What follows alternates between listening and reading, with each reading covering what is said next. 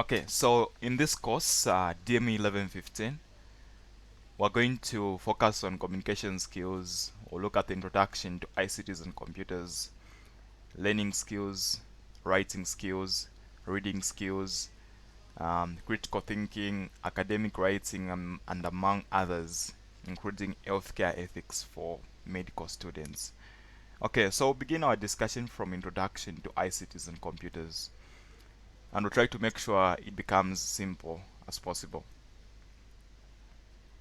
Okay, so to begin our discussion, we need first of all to understand what a computer is. So a computer is defined to be an electronic device operating under the control of instructions stored in its memory that can accept data as input, process the data according to specified rules, produce information as output, and store information. So we can summarize this definition using the terms electronic device, accepting instructions, input, output, and store information. So how can we put it? So we can say basically a computer is an electronic device that accepts instructions as input, processes the data, and then produces information as output, and is capable of storing the information for future use.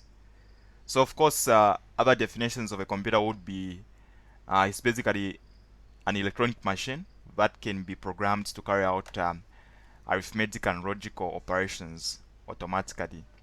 Okay, so we'll understand better as we get to talk about the CPU. We understand that the CPU can be split into what we call the control unit and then also the ALU, which is the arithmetic logic unit. So we'll understand later. For now, I believe we are good to go. We know how to define a computer.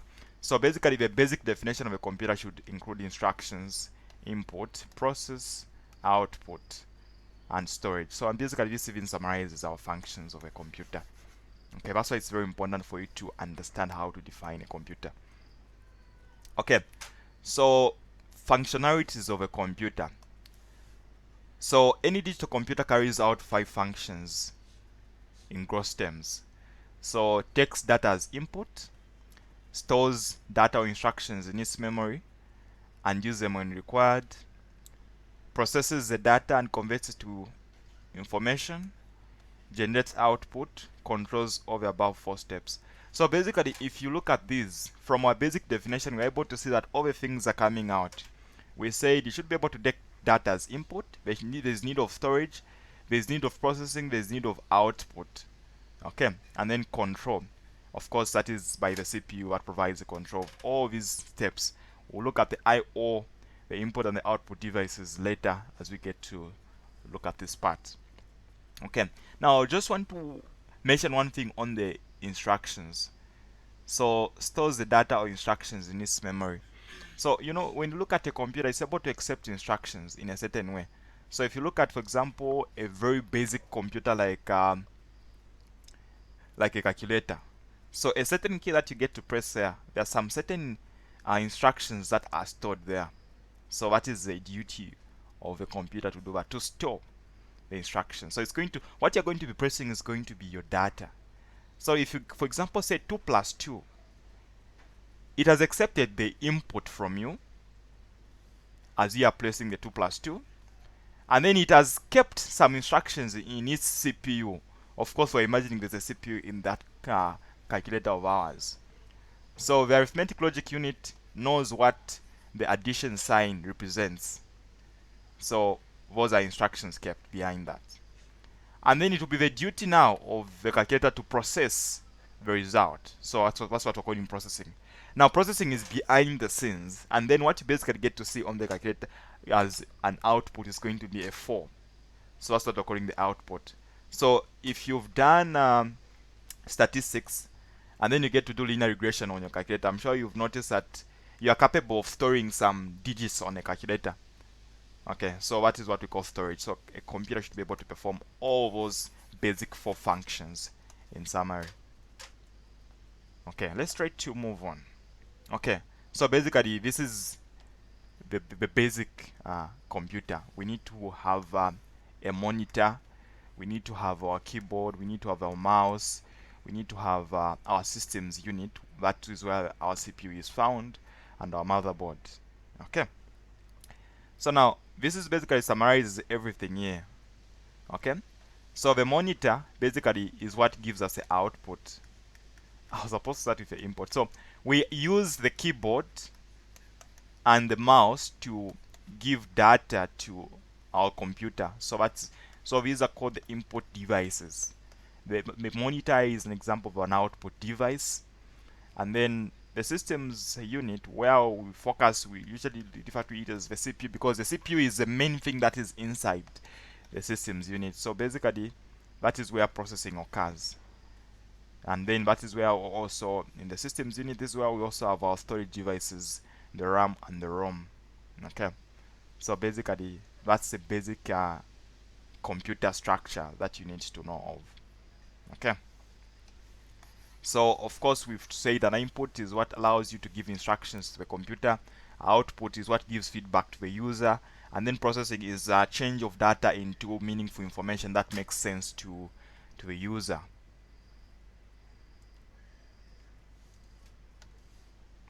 Okay, let's try to move on. Okay, so all computer processing requires data, which is a collection of raw facts, figures, and symbols such as numbers, words, images, video, and sound. I believe these are very basic for us to understand. So anything that you're trying to give to a computer, what you're typing, it may be a letter, it may be a number, it may be words, it may be an image, it may be video and sound. Everything is data without a meaning.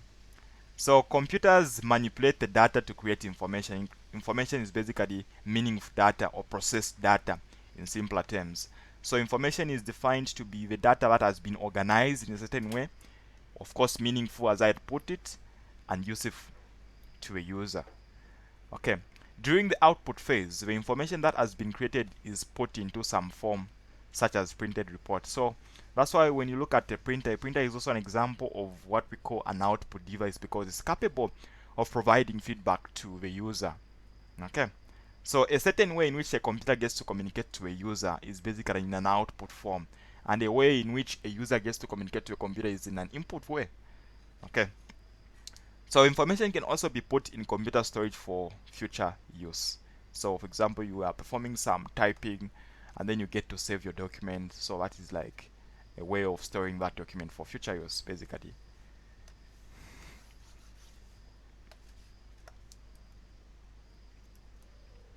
Okay, so why is a computer so powerful? Why would we get to decide to use a computer? So a computer, it has got the ability to perform information processing cycle with amazing speed. So basically, a calculator is a very good example of such ability, and we do know that whenever you look at a computer, basically it's able to do that. So that allows fast information processing. And think of a database, for example. If you have a database on a computer where you are storing, let's say, information of 10,000 workers of a factory, so what will allow you, there is a greater amazing speed of a computer that you're able to access each user by just giving the input. By just entering the employee number, you're able to get every information about a certain employee, how much they get paid, where they work from, in terms of let's say you have departments under your factory, you've got different areas where people get to work from. You're able to record easily because of the amazing speed of a computer. So reliability, so it's reliable because one thing that you understand is when you look at a computer, for example, in the same example of a database, it is reliable because integrity is kept. Okay, there is no change to information unless you, the user, decide to make changes to the information. And like being dependent on a person who is able to forget. Accuracy, there are no mistakes made by a computer unless there are mistakes made due to errors input by the user. So it has got the ability to store. So this very database is an example of that. So ability to store huge amounts of data and information, and then it has got the ability to communicate with other computers. I believe we are able to see from a basic communication between our cell phones, okay, our cell phones and computers, and let's say a laptop maybe, because at the end of the day when you're talking about, at this point, we're going to understand that even a cell phone is a computer. So a cell phone communicating with a laptop, basically gives an example of communication between computers.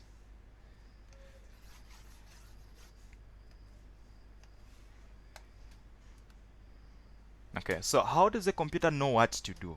This is a very interesting question. How does it know what to do? So it must be given a detailed list of instructions called a computer program that tells it exactly what to do. Okay, so basically a computer program is just like a list of instructions.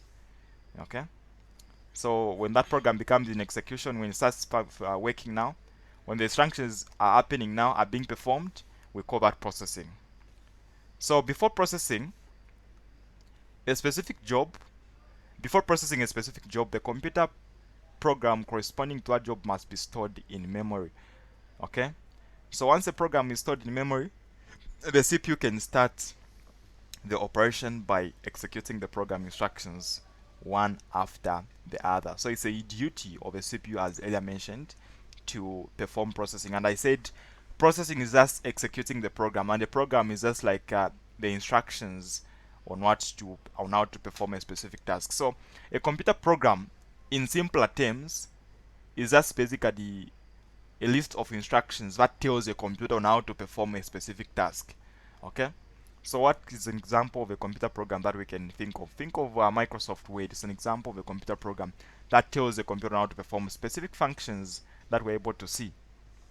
Okay, so behind that, there's a programmer who had written that computer program with a list of instructions on what it's capable of doing.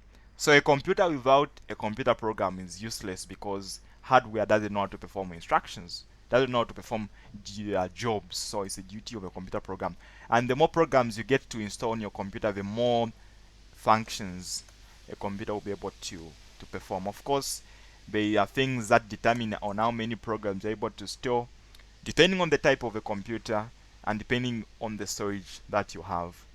Okay, so these are the types of computers that we need to be aware of. So we have what we call a desktop computer. I believe this is a very common kind of a computer, and if we go back to where we're looking at our functionalities of a computer, we saw to say a desktop computer must have a monitor, a mouse, a keyboard, and a systems unit where our CPU and our motherboard are found. And then, of course, another common form of a computer is a laptop. Okay, so we have a laptop. Nowadays, we have what we call notebooks and also netbooks. Okay, so we also have tablets, the iPads, and also have the smartphones. So all these are examples of our computers. They are all capable of performing all the four basic functions of a computer. We are able to accept input. So an example, if you look at the Android smartphones, so how is the input performed there? So you being able to tap on the screen allows you to give instructions to the computer.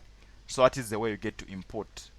And then, of course, that's why if you look at a touch screen, it's a device or a computer that is able to accept both input and output. So a touch screen is both an input and an output, because using the same screen, you're able to input your instructions, and using the screen, the computer is able to give you feedback. Okay, so basically, there is input, output, processing, and also storage on a computer.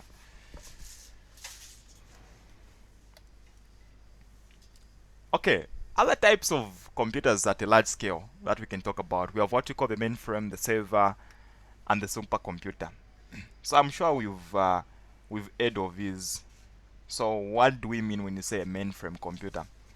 So mainframes usually, just like, first of all, before you even get to look at these individually, these are large scale computers. So if you look at this, these are very big computers, as you can see, very big mainframe, and then supercomputers are even bigger, as we can see at NASA there. So mainframes basically are used for things like payload computations, counting.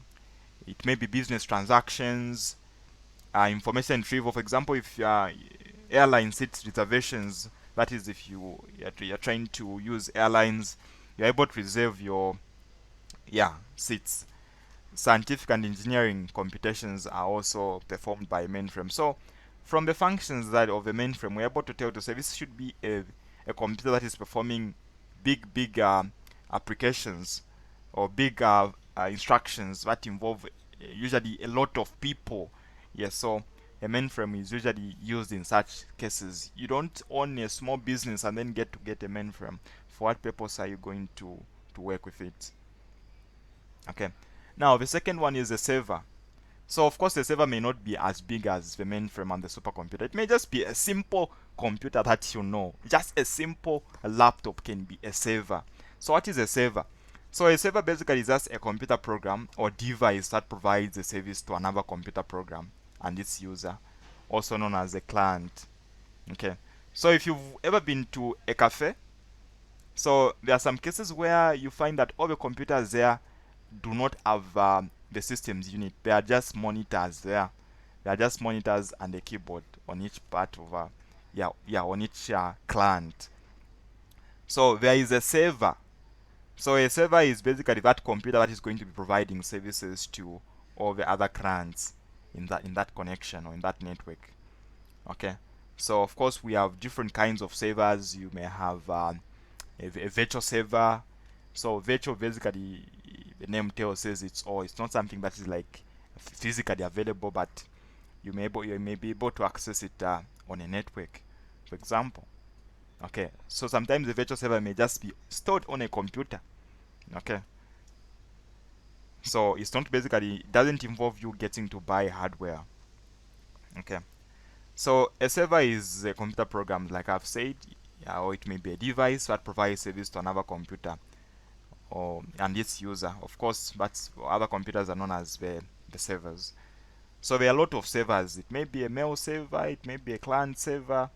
So all those we call them servers. So like I've said, the server is not as big in all the cases as compared to the mainframe and the supercomputer. Now what is a supercomputer? So a supercomputer, these are large computers that are used for data intensive and heavy scientific and engineering purposes. For example, things to do with quantum mechanics, weather forecasting, trying to predict the weather. That is all done by the supercomputers. Okay. So now if you get to look at these two, what do you think is the difference between the mainframe and supercomputer? Since they are all big, and then they also perform complicated functions. So for a supercomputer, when you look at a supercomputer, they are performing complicated mathematical computations. And then when you look at the mainframe, they are used to store big databases and they handle simultaneous connections. They allow, usually when a lot of instructions need to be performed by many users and whatnot. So supercomputers are more focusing on performing computations at high scale, complicated computations, and then the mainframe are more focused on trying to store big databases and handling simultaneous computations at the same time. And then supercomputers are more focused on providing high speed, and then on the other part, when you look at the mainframe, they are basically in terms of performance and storage, that's what they are focused more on. Yeah, so basically these are some of the basic things that you need to know in case they want you to differentiate the mainframe from a supercomputer, or maybe they mention a specific function and then they want you to identify the kind of computer that basically gets you to do that. So we now have what we're calling embedded computers. So just looking at the examples they've given us here, we're able to predict and basically just define what an embedded computer is. Okay, so how would you define an embedded computer? So an embedded computer is just basically a combination of hardware and software designed to perform a highly specific function. So a computer that is just designed to perform a highly specific function is an embedded computer. Okay, so a dishwasher designed for just that. You cannot use a dishwasher to perform calculations. No, no, no, you can't do that. So all these, a portable DVD player specifically made for that. So these are examples of embedded computers. So a computer that is, and I know more in most of the time cases this course they like giving you multiple choice, so make sure you know what an embedded computer. Whenever they give you examples, or they can say identify an embedded computer. So a computer that performs specific function, a microwave is an example of that, a dish, even a washing machine, all those are examples of embedded computers designed to perform specific functions. So in summary, a computer should have hardware and software. So hardware, these are physical components of a computer, and then software, basically we say a software is just a program, a computer program that is having a list of instructions on how to undergo a specific task. Okay, so hardware, physical or hardware or tangible components of a computer that you're able to see and touch. Hardware, software, intangible, you're not able to see, but it's inside the computer. It tells the hardware on how to perform specific instructions. That's the duty of a software. And I gave you examples of software. Okay, so these are some of examples of the hardware input devices. You can read them.